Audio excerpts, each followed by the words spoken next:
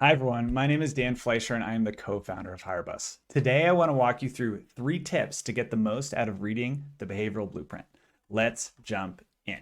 So, I've pulled up my blueprint to help with this exercise. Tip number 1: there are no good or bad scores. Each of the behavioral scales has a high and a low score. High does not equal good, low does not equal bad. It simply is how you often show up in the world.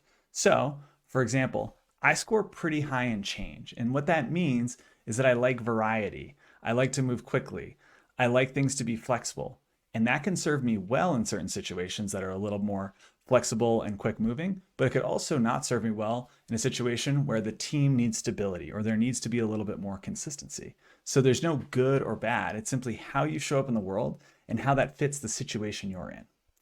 Tip number 2: the closer to 100 or 0 shows the more extreme that behavior is and how it might drive your behaviors more. So, another example, if we look over here at my free spirit score, I score a 92. And what that means is that being high in free spirit drives how I behave in a lot of settings. It's one of my key behaviors that impacts how I arrive in the world.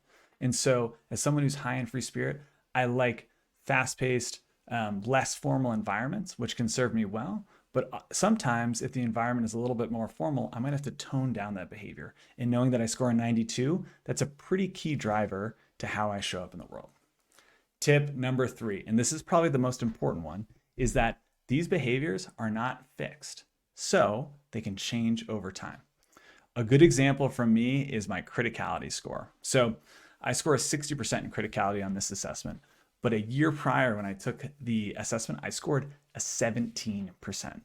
And what that shows is that over time, my criticality has changed. And this has actually been something that I've been focused on. How can I be more critical of situations that need a little bit more attention, need a higher critical eye? When can I dial down criticality when it's about a human or someone on my team that I want to support? And so over time, you can take the results from the blueprint and you can understand how to behave differently. This is great for coaching your teams. This is great for coaching yourself. And this is great for understanding who might be a right fit in your organization. So I hope these 3 tips on how to read the behavioral blueprint helped you out today. There's going to be more awesome tips and content coming from the HireBus team so that you can use this tool to hire, retain, and grow the talent in your business.